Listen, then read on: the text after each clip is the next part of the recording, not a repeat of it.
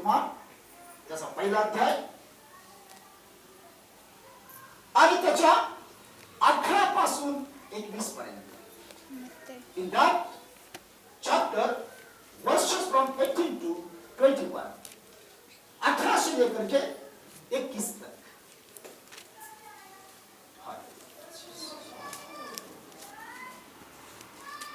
अच्छा, मेरी बेटी अनिता के पास में हिंदी है, तो मैं चाहूंगा कि वो हिंदी में पढ़े. मत्ते पहला अध्याय 18 से लेकर 21. यीशु मसीह का जन्म इस प्रकार से हुआ कि जब उसकी माता मरियम की मंगनी यूसुफ के साथ हो गई, तो उनके इकट्ठा होने से पहले ही वह पवित्र आत्मा की ओर से गर्भवती पाई गई. अतः उसके पति यूसुफ ने, जो धर्मी था और उसे बदनाम करना नहीं चाहता था, उसे चुपके से त्याग देने का विचार किया. जब वह इन बातों के सोच ही में था, तो प्रभु का स्वर्गदूत उसे स्वप्न में दिखाई देकर कहने लगा, हे यूसुफ, दावीद की संतान, तू अपनी पत्नी मरियम को अपने यहाँ ले आने से मत डर, क्योंकि जो उसके गर्भ में है वह पवित्र आत्मा की ओर से है. वह पुत्र जनेगी और उसका नाम यीशु रखना, क्योंकि वह अपने लोगों का उनके पापों से उद्धार करेगा. उसका नाम क्या रखना? यीशु. तो जब यीशु चुपके से अर्थात एकांत में लोग समाज के सामने इस बात को नहीं लाते हुए मरियम को छोड़ना चाहता था. क्यों? क्योंकि वह शादी से पहले पेट से नजर आई थी. क्या हुआ था? शादी से पहले पेट से नजर आई थी. और ऐसी परिस्थिति में इजरायली लोगों के बीच में एक प्रथा थी, अर्थात प्रथा करने के बजाय पुराने नियम के अंदर बाइबल का जो पुराना भाग है, बाइबल 2 भागों में बटी हुई है, नया नियम और पुराना नियम. तो पुराने नियम के अंदर जिसे हम व्यवस्था कहते हैं, नियम शास्त्र कहते हैं, वहां पर लिखा है कि यदि कोई बिना शादीशुदा कुंवारी लड़की शादी से पहले इस अवस्था में पाई जाती है, तो उसको पथराव करके अधमरा किया जाए और उसके बाद उसको खंबे से बांध करके जला दिया जाए. यह सजा उस समय थी, अभी नहीं है. अभी ऐसी सजा की बात मत कर. अभी हम अलग अलग देशों में रहते हैं और उस देश के कायदे कानून को मानते हैं, और यीशु मसीह आने के बाद में, यीशु मसीह के क्रूस पर जाने के बाद में जो पुराना नियम है वो पूरी तरह से क्या किया है. मैं उसके लिए आपको एक वचन दूंगा, क्योंकि मेरा विषय नहीं है, लेकिन क्योंकि एक बहुत ही विवादास्पद विषय है, तो मैं चाहूंगा कि वो वचन आप पढ़े. इफिसियों की पत्री, इफिसियों पत्र, उसका 2रा अध्याय और उसका 15वां वचन. The book of Ephesians chapter 2 verse 15. और अपने शरीर में बैर अर्थात वह व्यवस्था जिसकी आज्ञाएं विधियों की रीति पर थी, मिटा दिया कि दोनों से अपने में एक नया मनुष्य उत्पन्न करके मेल करा दे. वह व्यवस्था जो हम सबके विरोध में थी, क्रूस पर उसे पूरी तरह से खीलों से टांग करके क्या कर दिया. मेरे इंग्लिश बाइबल में लिखा है, वापस पढ़िए बेटा उस वचन को. और अपने शरीर में बैर अर्थात वह व्यवस्था जिसकी आज्ञाएं विधियों की रीति पर थी, मिटा दिया कि दोनों से अपने एक अपने में एक नया मनुष्य उत्पन्न कर मेल करा दे, Okay. Having abolished in the flesh the enmity, even the law of commandments confirmed in ordinate court to the make it himself of clean the new man, so making peace. So जो पुरानी व्यवस्था थी, it was the old law. He has vanished on the cross. क्रूस के ऊपर उसने उसे खत्म कर दिया. इसलिए आज यदि कोई इस अवस्था में लड़की पाई जाती है तो हम उसे पथराव नहीं करते, नहीं उसे जलाते हैं. तो वो व्यवस्था पुराने नहीं थे. लेकिन यीशु ये सोचता है कि यदि मैं सारे समाज के सामने इस बात को लाता हूं तो फिर क्या होगा कि वो एक वहां पर लिखा है कि वो एक धर्मी व्यक्ति था, परमेश्वर का भय रखने वाला व्यक्ति था, सारे समाज के लोगों का आदर करने वाला व्यक्ति था, महिलाओं का आदर करने वाला व्यक्ति था. हमें महिलाओं का आदर करना चाहिए. वो हमारी माता होती है, हमारी बहन होती है, हमारी चिंता करती है. मैं आपको बता दूं, जब मैं 7 साल का था तब से मैं बिना माँ का हूं और मैं जानता हूं कि माँ नहीं होना कितना दर्दनाक होता है. तो ये कहानी मैं जानना चाहता हूं. लेकिन हमें महिलाओं का आदर करना चाहिए. यीशु महिलाओं का आदर करने वाला था. इस कारण वह सोचता है कि ये बात मैं गुप्त में रिश्तेदारों को, कुछ लोगों को जमा करके आपस में बात करके मैं उसे तलाक छोड़ देता हूं. अभी तक शादी नहीं हुई है लेकिन मंगनी हो चुकी है, मतलब साकर पूरा हो चुका है, सुपारी हो चुकी है. तो परमेश्वर उस रात अपने दूत को भेजता है और उसे कहता है कि उसके गर्भ में जो संतान है वह परमेश्वर की ओर से है. अब परमेश्वर की ओर से होने का मतलब कुछ लोग जो संसार में आज 2 नंबर का पॉपुलेशन जिनका है वह समाज, इस्लाम समाज, यह सोचता है कि परमेश्वर की ओर से होने का मतलब यह है कि परमेश्वर मरियम के पास में गया. नहीं भाई और बहनों, यह बात नहीं है. बाइबल इस तरह की बात करती नहीं है. बाइबल कहती है कि यीशु मसीह अनंत काल से था. वो क्या करता है? छोटे बच्चे का रूप लेता है और मरियम के पेट में चला जाता है. बस वही छोटे बच्चे का रूप लेता है और मरियम के पेट में चला जाता है, क्योंकि अनंत काल से वह था. बाइबल में यमुना की किताब के अंदर पहला अध्याय और सब पहला वचन कहते कि आदि में वचन था और वचन परमेश्वर के साथ था और वचन परमेश्वर था. और 14 में वही अध्याय में लिखा है कि और शब्द ने देह धारण कर लिया. वचन देहधारी हुआ और उसने हमारे बीच में डेरा किया, मतलब हमारे बीच में रहा. अर्थात वह यीशु मसीह था. अर्थात यीशु मसीह अनंत काल से है. इस विषय पर मैं कभी अगर बाइबल मेरा जो ये बाइबल स्टडी करके दूंगा वहां पर अब इस बात को मैं रखूंगा कि वह अनंत काल से कैसा था, पिता के साथ में कैसा था, या पर मुझे समय. लेकिन तब परमेश्वर कहता है दूत के जरिए उसको छोड़ मत, वो मेरे ओर से है और उसका नाम यीशु रखना. क्या रखना? यीशु रखना. पुराने नियम के अंदर जब हम एक बात देखते हैं, गोलियत को मारा. गोलियत, कितने लोग गोलियत को जानते हैं? कितने लोगों ने गोलियत के बारे में पढ़ा है? मैंने पढ़ा है, कई बार पढ़ा है.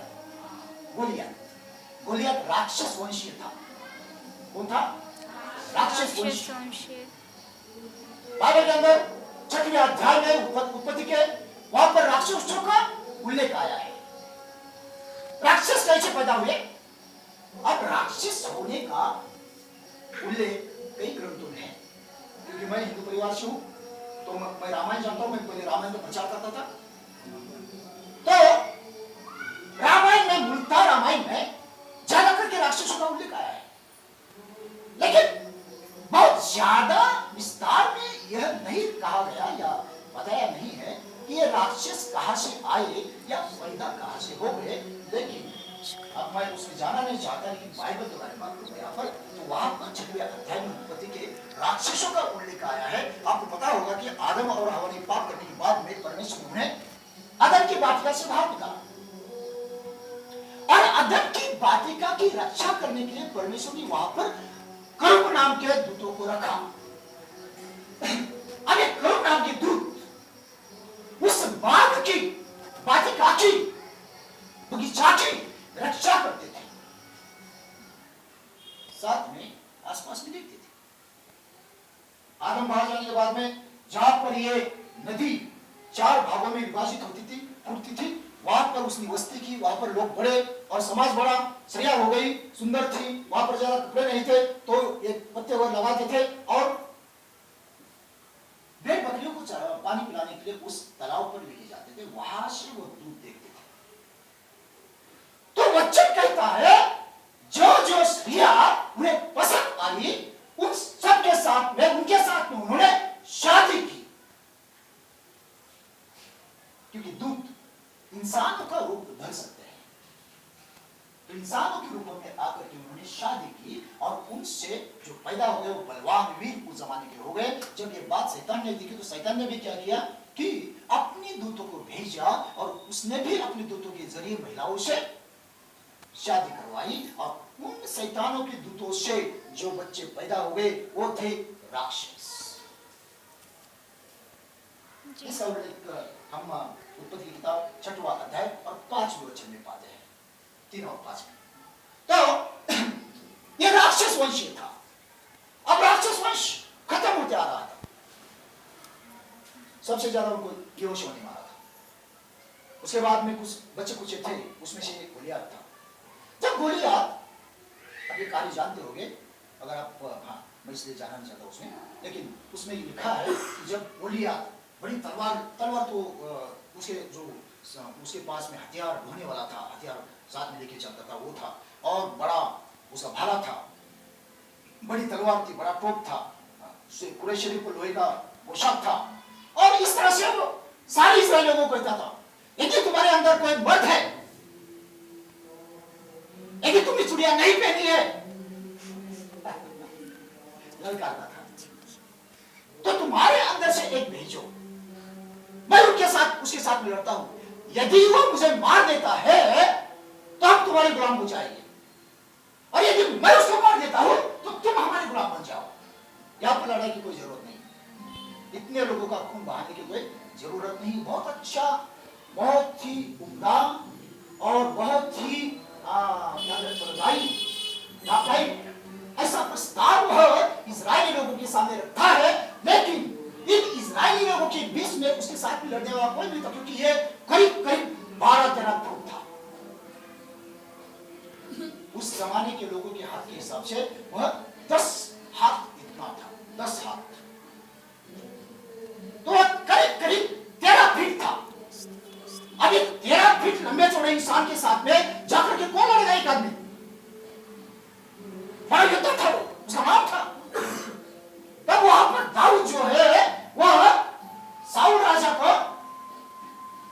राजा के सेना में उसके भाई लोग लड़ते थे, उनको रोटी देने के लिए आए थे। चार भाई वहां पर लड़ते थे, तो गद्दे पर रोटियां और ये सब कुछ डाल करके वहां पर आया था, और वो छोटा बच्चा था, बिल्कुल 15-16 साल का, और वहां पर आने की भी नहीं आई थी उसको।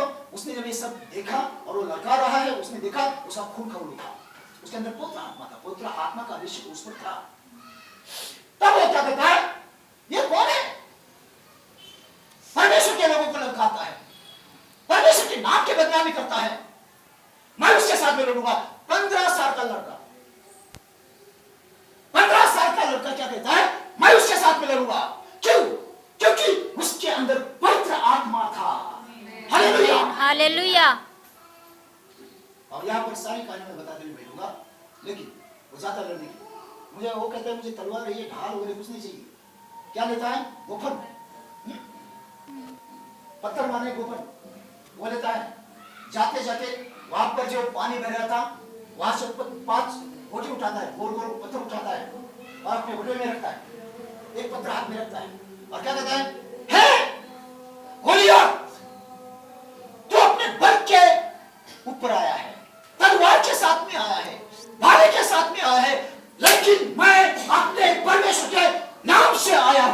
Yes, amen. Hallelujah.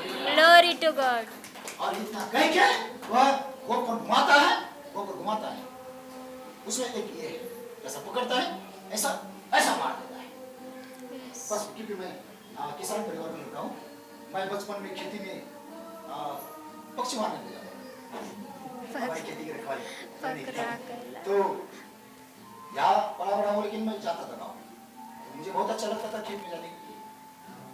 तो जब हमारे धान बहुत बड़े होते थे तो जानबूझ के जाता था धान में घूमने के लिए। तब एक पत्थर, 5 पत्थर उसने उठाए थे, लेकिन एक पत्थर वो मारता है और उसके कपाल में जाकर के, यहां पर जाकर के पत्थर लगता है, अंदर फंस जाता है, घुस जाता है अंदर, उसका ब्रेक फट जाता है और वो गोलियात जगह पे मर जाता है। Hallelujah, hallelujah. क्यों? क्योंकि वह कहता है मैं परमेश्वर के नाम से आया हूं। Yes, amen. Hallelujah. मैं आपको और एक घटना बताता हूँ। कल मैंने आपको कहा था कि जो मोसेस है, मोसेस को परमेश्वर ने बुलाया। आप 3 अध्याय, निर्गम का 3 अध्याय उसको पढ़िए। वहां पर परमेश्वर मोसेस को बुलाता है, मूसा को, और कहता है कि जा करके फरोह को कहे मेरे लोगों को जाने दी। मैंने उनका दुख देखा, मैंने उनकी तकलीफ देखी, अब मैं उन्हें छुड़ाने के लिए आया। तो तू उसको जाकर के कहे कि परमेश्वर जो अब्राहम का परमेश्वर, याकूब का, इसहाक का परमेश्वर, याकूब का परमेश्वर उसने कहा है कि मेरे लोगों को जाने दे। तो वहां पर काफी जदोजहद होती है, उसके बाद में वो मान जाता है और वो जाता है, और उसके साथ में हारून भी होता है, नहीं हारून होता है। वहां पर फिर उनके सामने जाने के बाद में फिर उनका कहता है कि मैंने इसका नाम कभी सुना नहीं, ये यहोवा कौन है? क्या कहता है? मैंने इसका नाम कभी सुना नहीं, ये यहोवा कौन है? तब परमेश्वर कहता है मैं उसे दिखाऊंगा कि मेरा नाम क्या है। Yes, amen. और हमने देखा वहां पर उस देश में, आपको पता है ये जो मिस्र देश था, मिस्र देश, इजिप्ट किंगडम, वह देश उस समय का साम्राज्य था। उस समय के 30 देशों पर वह राज्य करता था, सबसे अमीर था, उसके पास में सबसे पावरफुल सेना थी। और केवल परमेश्वर ने 10 पीड़ाएं उस देश पर भेजी और उस देश को तहस नहस कर दिया, उसकी सारी सेना वहां पर नष्ट हो गई। हम जानते हैं कि जब परमेश्वर ने उसको 10 पीड़ाओं के साथ में कष्ट दिया, उसको त्रस्त किया, उसके बाद में वो कहता है कि ठीक है तू अपने लोगों को लेकर के जा, लाल समुद्र के पास में जाकर के आकर के रुकते हैं। क्या रुकते हैं? लाल समुद्र के पास में। वहां पर फिर वो अपनी सारी सेना के साथ में, सारे रथ के साथ में उनके पीछे आ जाता है। सही? कौन सा अध्याय में तो बताइए? निर्गम की किताब उसका 12 अध्याय 12 से 13, 12, 13 और 14 में ये सारी चीजें आपको मिलेगी। इतना बड़ा कहानी तुम्हें पूरा अध्याय पढ़ने नहीं बोलूंगा, बाद में पढ़ेंगे। जब ये इस्राएली लोग देखते हैं कि फिरौन की सेना आई है, तब वो कुड़कुड़ाने लगते हैं। मोसेस को मारने के लिए पत्थर उठाते हैं और मोसेस प्रार्थना करता है और परमेश्वर क्या कहता है, अपने हाथ में जो लाठी है वो लाठी उठा और समुद्र पर मार। क्या कहता है? वो लाठी उठा और समुद्र पर मार। और क्या होता है? हमने से कितने लोगों ने 10 कमांडमेंट पिक्चर देखा है? 10 कमांडमेंट। मैं जब हिंदू था तब मैंने अलका थिएटर में ये पिक्चर ला कर देखा। लोग कहते थे 10 कमांडमेंट, 10 कमांडमेंट। 10 कमांडमेंट क्या है? इंग्लिश में था। हम जाकर के देखें, मुझे सबसे ज्यादा मुझे जो सीन, जो समुद्र ये 2 भागों में बंटता है और 2 भागों में बंट करके सारी करीब 40 लाख लोग, आप देखिए कितनी भी टेक्नोलॉजी आप इस्तेमाल कीजिए, कितनी भी पावर आप इस्तेमाल कीजिए, लेकिन समुद्र को बांटने की टेक्नोलॉजी आज तक नहीं आई है। और हो सकता है यीशु मसीह के आने में अगर समय हो तो कई सालों तक वैसी टेक्नोलॉजी नहीं आएगी।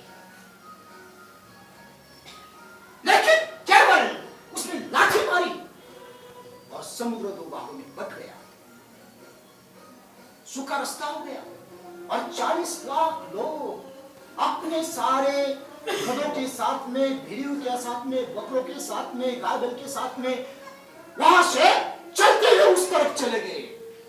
Hallelujah, hallelujah. यह परमेश्वर की सामर्थ्य, यह परमेश्वर का अधिकार।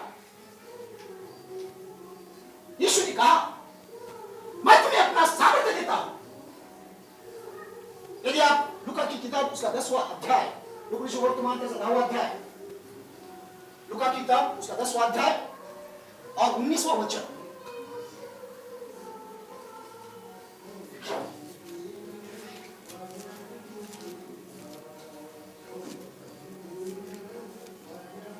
पहा मी तुम्हाला साप आणि विंचू यांना तुडवण्याचा व शत्रूच्या सर्व शक्तीवरचा अधिकार दिला आहे। देखो मैं तुम्हें सारे शत्रु पर अधिकार देता हूं। यहाँ पर साप का मतलब है ऐसी दुष्ट आत्माएं जो इंसान को पीड़ा देती है और पीड़ा देकर के मारती है। बिच्छू का मतलब है मारती तो नहीं है लेकिन बहुत पीड़ा देती है। ऐसी दुष्ट आत्माओं पर मैं तुम्हें अधिकार देता हूं। यीशु ने कहा मैं तुम्हें अधिकार देता हूं। क्या कहा? मैं तुम्हें अधिकार देता हूं। वह जो लाठी थी किसकी थी? वो लाठी किसकी थी? जो मूसा के हाथ में जो लाठी थी वो किसकी थी? नहीं, वो मूसा की मूसा उससे भेड़ बकरियां चढ़ा था। जब वो परमेश्वर को, मतलब वो झाड़ी जल रही थी, पेड़ जल रहा था और पेड़ जल तो रहा है लेकिन वहां पर आग लगी, वो जल करके भस्म नहीं होता है। तो ये क्यों नहीं होता? ये सोच करके वहां पर हो गया था। वचन कहता है कि परमेश्वर ने उसको आकर्षित किया। वहां पर जाने के बाद परमेश्वर कहता है कि ये जगह बहुत पवित्र है, तो अपने जूते वहां पर निकाल करके आ गए। तो वो आश्चर्य पड़ जाता है कि ये आग में से कौन बात कर रहा है, आग में से आवाज कैसे आ रही है। और जूते निकाल के जाता है, वो कहता है कि मैं तेरे पूर्वजों का, इब्राहिम का, इसहाक का, याकूब का परमेश्वर हूं। बाद में कहता है तेरे हाथ में क्या है? वो कहते हैं लाठी। उसको जमीन पे डालता है, उसका साफ होता है। और उस लाठी से जब तक मूसा जीवित था, जिंदा था, 120 साल का होकर के वो मरा, तब तक उसने उस लाठी से अनगिनत चमत्कार किए। वो लाठी जिससे वो भेड़ बकरियां चढ़ाता था। परमेश्वर जो है, जो ऐसी चीज जिसका कोई इस्तेमाल नहीं है, ऐसी चीज जो फेंकने में काम आती है, उसे उठाता है और उसको इस्तेमाल करता है। वचन कहता है मैं तुम्हें जमीन में से उठाऊंगा, मिट्टी में से उठाऊंगा और ऊंचे पर बिठाऊंगा। यस, आमीन, हालेलुया। भाइयों बहनों, इस संसार के लोग हो सकता है कि हमारा इस्तेमाल होने के बाद में जब हमें कुछ बचता नहीं है तो हमें फेंक देंगे, लेकिन परमेश्वर वहां पर उठाएगा जहां पर लोगों के इस्तेमाल की चीज हम लोग नहीं रहेंगे, वहां पर परमेश्वर ने उठाएगा और ऊंचे पर बिठाएगा, अधिकार देगा, ताकत देगा, सामर्थ्य देगा और उसके राज्य को यूज करेगा, इस्तेमाल करेगा अपने सामर्थ्य से। धन्यवाद प्रभु जी। तो कहता है मैं तुम्हें अधिकार देता हूं, मैं तुम्हें अधिकार देता हूं। मूसा को कहता है रोता क्यों है तू? उठ, उस लाठी को सागर पर मार दे। Yes, hallelujah. उस पानी पर मार दे और समुद्र बंद जाएगा। Hallelujah, glory to God. धन्यवाद प्रभु जी। वो बोलता है, वो चमत्कार होते हैं, वो बात करता है और वचन में लिखा है कि उसने बात की और सूरज उत्पन्न हुआ। यस, उसने कहा हो जाए और हो गया। आज वो कहेगा यहाँ पर कहा है कि व्यक्ति जो है बीमारी से अच्छा हो जाए और हो जाएगा। यस, हालेलुया, आमीन।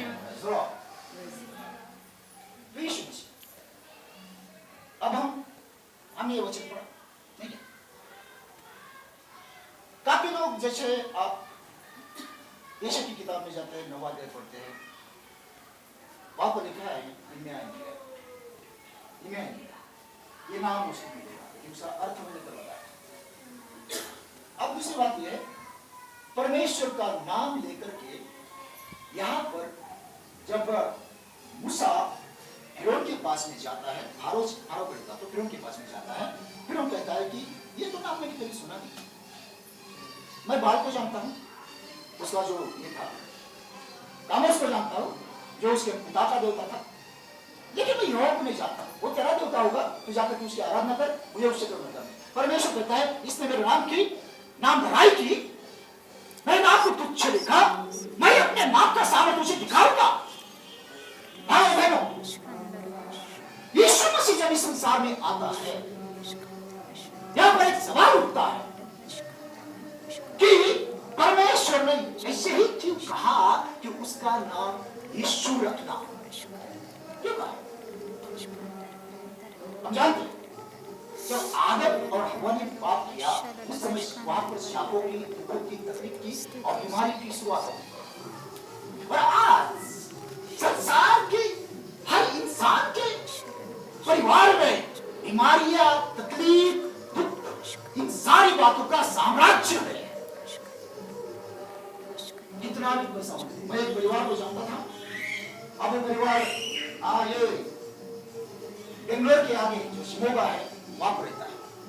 वो ब्रदर जी चले गए हैं, करीबन 85 ईयर्स के होकर के वो प्रभु की बात चले गए। देवी मित्रा नाम उनका था, देवी मित्रा। बहुत पैसा था उनके पास। उनके वाइफ को कोई प्रॉब्लम थी। एक बार एक फैमिली को मैं मिलने के लिए गया था और वहां पर वो बहन आई थी, खाना खा रही थी। जहां मैं गया था उन्होंने कहा कि ये पास्टर महेश है और ये प्रार्थना करते हैं और इनके प्रार्थना से लोग अच्छे हो जाते हैं। तो बोली अच्छा, वो उसने खाना बाजू में रख दिया। बोले पास्टर जी मेरे लिए प्रार्थना कीजिए। बोले ठीक है। हमने प्रार्थना चालू की। परमेश्वर मुझे दिखाया कि उसको कुछ पर्सनल प्रॉब्लम है। मैंने पूछा तो बोले हाँ पास्टर जी मुझे ये काफी समस्या है और मैंने अमेरिका में जाकर के भी इलाज करवाया, लेकिन मुझे कोई उससे ये नहीं हुआ, लाभ नहीं हुआ। तो मैंने कहा ठीक है प्रभु साहब आप प्रभु पर विश्वास कीजिए, वो आपको अच्छा करेगा। हमने प्रार्थना की, वो अपने कार में चली गई, उसका ड्राइवर था, चली गई। इस रास्ते में जाकर के उसने फोन किया। तब बड़े मोबाइल हुआ करते, बड़ा उसको एंटीना हुआ करता था, बड़ा मोबाइल, और उसको कई कई सिग्नल मिलती थी। तो वो मोबाइल से उसने फोन किया, बोले पास्टर साहब वहां है क्या? तो मैं था वहां। बोले पास्टर जी आपने प्रार्थना किया और मेरी समस्या रुक गई, मुझे चंगाई मिल गई। प्रेज़ द लॉर्ड, हालेलुया, परमेश्वर ने मुझे चंगा कर दिया। Yes hallelujah. तब से वो फैमिली मुझे बुलाते थे प्रार्थना के लिए। अभी यहाँ पर काफी चमत्कार है, सारे चमत्कार मैं बताऊंगा। लेकिन एक बार उन्होंने मुझे खाना खाने के लिए बुलाया। बड़ा फ्लैट था उनका, 2500 स्क्वायर फीट पर उनका फ्लैट था, लेकिन उनको 2 लड़कियां थी। अब हम सबको अच्छा अच्छा खाना परोसा। अरे भाई साहब उखड़े हुए सब खाते थे। मैं पूछा ब्रदर जी आपने उखड़ा हुआ सब क्यों खा रहे? तो उन्होंने कहा पास्टर जी मुझे डॉक्टर ने कहा है कि ये नहीं खाना है, वो नहीं खाना है, वो नहीं खाना है, वो नहीं खाना है। आपको कुछ खाना नहीं, तो क्या खाना है? खाली उखड़ा हुआ, उखड़ी आलू खाना है, सभी उखड़ के खाना है। अब मैंने कहा ब्रदर जी एक काम करते हैं, आप विश्वास करो, मैं प्रार्थना करता हूँ और सब खाना चालू करो। क्योंकि उसके वाइफ ने बहुत बड़ा चमत्कार देखा था। उसका विश्वास, वो बोले ठीक है अच्छा आप करिए प्रार्थना। भैया बोला यार ये उबला हुआ खा करके मैं भी बैठा गया हूँ, एक काम करते हैं आप प्रार्थना करिए, एक बार खा लेता हूँ। 5 साल से मैं उबला हुआ खा रहा हूँ। हमने प्रार्थना की और जो खाना हम खा रहे थे वही खाना हमने उनको परोसा, उन्होंने खाया और उनको कुछ नहीं हुआ। वहां से आगे उन्होंने उबला हुआ खाना बंद कर दिया और अच्छा अच्छा खाना चालू कर दिया। कभी उनको कोई तकलीफ नहीं हुई। आमेन आमेन, परमेश्वर ने उनको पूरी तरह से चंगा कर दिया। Amen hallelujah hallelujah. तब उन्होंने क्या कहा पास्टर जी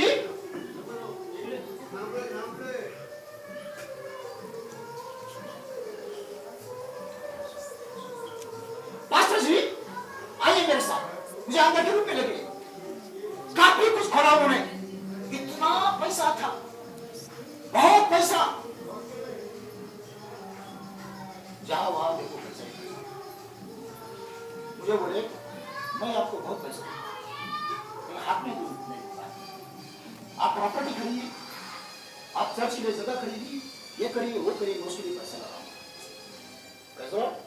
Praise the उससे पहले Lord. वो चले गए और बाद लेकिन काफी लोगों के पास इतना सारा पैसा होता है, लेकिन उस पैसे का उन्हें कोई यूज नहीं होता है, पैसे का वो कोई में लाभ नहीं होता है, क्योंकि इतनी सारी बीमारियां उनके शरीर में होती कि कुछ नहीं खा सकते, कुछ नहीं कर सकते।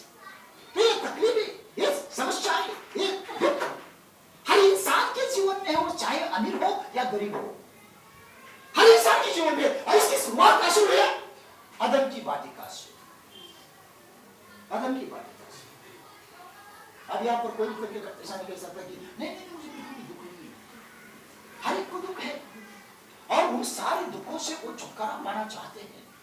यीशु मसीह जब इस संसार में आया उस समय भी लोग काफी दुखी थे, तकलीफ में थे और परमेश्वर के पास भी वो चिल्ला रहे थे, पुकार रहे थे, हे प्रभु और कितने दिन हमें ये दुख उठाने हैं, इस सारी परिस्थिति में कितने दिन रहना है। तो जब यीशु मसीह का जन्म हुआ उस समय बेतलेहम में जन्म हुआ और बेतलेहम से कुछ अंतर पर कुछ गडरिये भेड़ बकरियां चराने वाले लोग वहां पर भेड़ बकरियों को चरा रहे थे।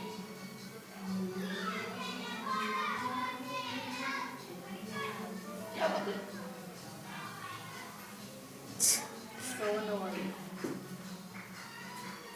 आपके यहाँ पर कल भी मेरा कानी माझे घड्याळ बंद पडलं हो, आज बंद पडलं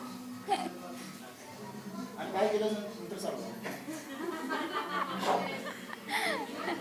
तो मैं सोच रही अभी तो वहां पर सारे लोग दुख में थे, तकलीफ में थे और परमेश्वर के पास में चला रहे थे कि हमारे लिए मुक्तिदाता तू कब भेजेगा। उस समय वो गडरियों के पास में कुछ दूत आ जाते हैं और क्या कहते हैं, बेतलेहम में उद्धार करने वाला पैदा हुआ है। और आइए वो वचन पढ़ेंगे लूका की किताब, लूक, मैं जल्दी खत्म करूंगा और प्रार्थना में जाऊंगा। जीसस जी आपको घड़ी वहां पर लगा दीजिए। लूका की किताब उसका दूसरा अध्याय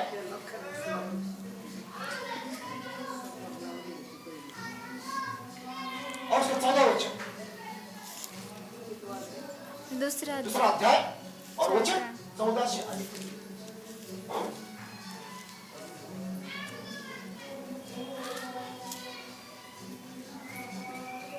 ऊर्ध्वलोकी देवाला गौरव आणि पृथ्वीवर ज्यांच्यावर त्याचा प्रसाद झाला आहे त्या मनुष्यात शांती। हाँ, ऊपर स्वर्ग में परमेश्वर को महिमा, लेकिन संसार में उन सारे लोगों पर जिन पर उसकी कृपा हुई है उन सबको शांति और प्रेज द लॉर्ड, हालेलुया। आज हमें प्रार्थना करनी चाहिए कि प्रभु आज मैं तेरे कृपा का पात्र बन जाऊं। Yes, amen. हालेलुया। आज मैं तेरी कृपा का पात्र बन जाऊं।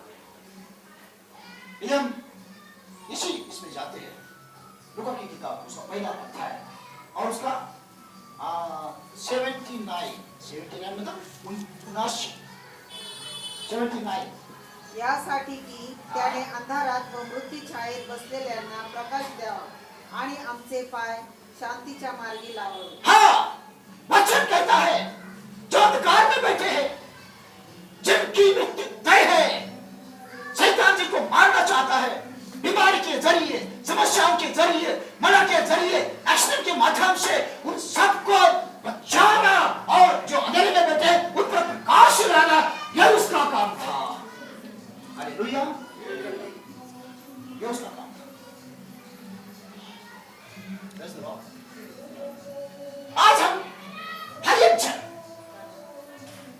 अगर हम आज हमको व्यक्ति मिलता है और कल हमें दूसरे दिन हमें एक दुखद न्यूज आती है, क्यों नहीं रहा रास्ते पर चलते हुए किसी का कोई भरोसा नहीं, मृत्यु हर तरफ है और हर तरफ अंधेरा, दुख का अंधेरा है और उससे छुड़ाने के लिए उसका आना होगा। उन सारी चीजों से छुड़ाने के लिए उसका आना होगा। किसका? यीशु मसीह का। आमेन, हालेलुया। यीशु मसीह का आना इसलिए होगा। यदि आप ईशा की किताब उसका 9वां अध्याय उसका 2रा वचन पढ़ते हैं, वहां पर भी लिखा है जो अंधेरे में बैठे हैं, जिनकी मृत्यु तय है, उन सबको बचाने के लिए मेरा सेवक वहां पर आएगा। और वहां पर यीशु मसीह के बारे में लिखा है। यस, आमेन। क्योंकि 9:6 में यीशु मसीह के पैदा होने के बारे में लिखा है। वो जो दुख में है, तकलीफ में है, उनको बचाने के लिए यीशु मसीह आया। और इसलिए उसने घोटे में जन्म लिया। गाय का जो घोटा होता है जहां पर बछड़ा जन्म देते हैं, वहां पर उसने जन्म लिया। क्योंकि वह दिखाना चाहता था, जताना चाहता था कि मैं बिल्कुल नीचे के लोगों के लिए आया हूं। नीचे के लोगों के लिए, जिनको संसार के लोगों ने, ऊपर के लोगों ने त्याग दिया है, छोड़ दिया है, उन सब के लिए मैं आया हूं। ये बताने के लिए वह भेड़शाला में पैदा हुआ। Praise the lord. Yeshu Masih हमारा है। उसे कहा यीशु को, उसका नाम यीशु रखना है। क्यों? क्योंकि यीशु इस नाम का अर्थ है बचाने वाला, आमेन, उद्धार देने वाला, यस, छुड़ाने वाला। आमेन, इब्रानी भाषा में इसे यीशुआ कहा है, यीशुआ। लेकिन क्योंकि नया नियम ग्रीक में लिखा है, ग्रीक भाषा में नया लिखा है, वहां पर जीसस लिखा है, जिसासोस, जिसासोस, जीसस, जिसासोस। आगे और आगे उसमें क्राइस्टोस, जिसासोस क्राइस्टोस। मैं ग्रीक का स्टडी कर रहा हूं, तो ये सारी बातें उसमें आ गई। तो यीशु मसीह इसका अर्थ है बचाने वाला, हमारे दुखों से हमको बचाने वाला, हमारे कष्टों से हमें बचाने वाला। एक नाम, ऐसा नाम जिससे शैतान डरता है, ऐसा नाम जिससे पाप डरता है, ऐसा नाम, एक ऐसा नाम है ये जिससे शैतान की सारी सेना घबराती है, थर-थर कांपती है, कांपने लगती है यीशु के नाम से। वो नाम है यीशु मसीह। यस, आमेन। भाई बहन, आपने कोई साधारण नाम पर विश्वास नहीं किया, आपने उस नाम पर विश्वास किया है जिस नाम से सारी सृष्टि के सूत्र कंट्रोल किए जाते हैं। उस नाम पर विश्वास किया है जिस नाम से सारी बीमारियां जगह पे ठीक हो जाती है। Praise the Lord. ये भाई हमारे साथ, मैं एक भाई के पास मुझे प्रार्थना के लिए लेके गए थे। वो हड्डियों का ये था ढांचा, उसको उठने नहीं आता। मैंने प्रार्थना की, उन्होंने मुझे बताया नहीं कि क्या हुआ उसको। प्रार्थना की तब परमेश्वर ने कहा कि उसको इंसल्ट हुआ है। यस, प्रार्थना करने के बाद मैं थोड़ा सा पानी प्रार्थना करके उसे मुंह में डाला, एक बात ली, प्रार्थना करके उनको दे दी, मगर थोड़ा थोड़ा पिला दिया। नहीं पता 10 दिन के बाद में वो उठ के बैठ गया। 1 महीने के बाद में खुद दवा लेकर जाने लगा। 2 महीने के बाद में रिक्शा चलाने लगा। उसको तो ऐसा नहीं हुआ था, ये छोड़ा था, ये कैसे हुआ? तब जाकर के उन्होंने चेक किया तो उसके शरीर में यस नहीं था, यस नहीं था। यस, आमेन। परमेश्वर ने उसको पूरी तरह से ठीक कर दिया था। Yes, amen, hallelujah, glory to God. Yeshu हर बीमारी को ठीक कर सकता है। यीशु नाम में हर बीमारी अच्छी हो जाती है। यीशु नाम में हर परिस्थिति भाग जाती है। यीशु नाम में परिस्थिति परिवर्तित हो जाती है। दुख को आनंद में परिवर्तित किया जाता है। दुष्ट आत्माएं हो जाती है। यह है यीशु नाम। आमेन, हालेलुया। आज अगर आप उस नाम पर विश्वास करते हैं, यस, यदि आप यह विश्वास करते हैं कि इस नाम से मुझे आशीष मिलेगी, तो आप लज्जित नहीं होंगे, क्योंकि वचन कहता है जो इस नाम पर विश्वास करेगा वो कभी लज्जित नहीं होगा। Yes, hallelujah.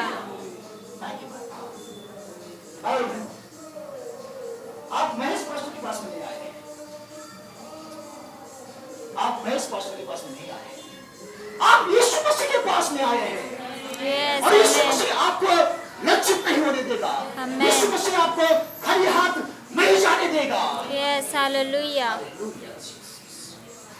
Thank you, my God. धन्यवाद प्रभु जी। आपके जीवन की परेशानी कोई नहीं हो।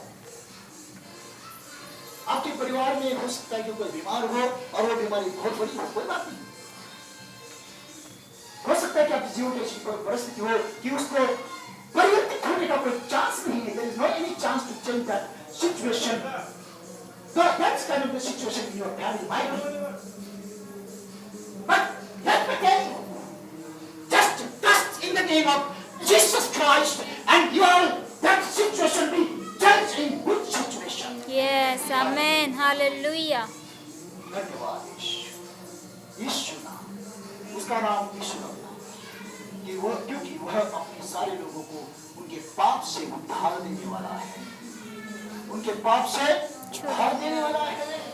और भाइयों, यीशु मसीह पाप से उद्धार देता है और पाप के जितने बच्चे हैं, पाप के बच्चे बीमारियां, तकलीफ, कष्ट, शाप इन सबको मार देता है। रक्षा करता है, क्रूस पर उसने इन सबको हरा दिया, उसे मेरे खाने से मत छोड़। यस आमेन क्या आज आप इस यीशु नाम पर विश्वास करते हैं? किस पर विश्वास करते हैं? यीशु। यीशु पर विश्वास करते हैं। यीशु के पास में आए हैं, आप सही जगह पर आए हैं, आप सही व्यक्ति के पास में आए हैं, आप सही नाम पर विश्वास करते हैं। इसमें फेल होने का कोई यहाँ पर कारण ही नहीं। आमीन। हम प्रार्थना में जाए। हालेलुया। पूरा वाला शिकारा वाला पूरा वाला शानदार का वाला